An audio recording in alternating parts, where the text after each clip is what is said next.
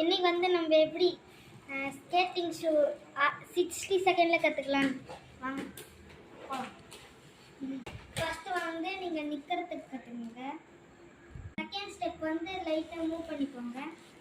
Third step வந்து கொஞ்சம் நடங்க. அப்படியே ஓடி வர மாதிரி நீளம் பண்ணுறீங்க. அப்படி நீங்கள் பண்ணிங்கன்னா ஸ்பீடாக வர முடியும். லாஸ்ட்டாக வந்து நம்ம ஸ்கேட்டிங் ஷூ ஓட்ட போகிறோம்.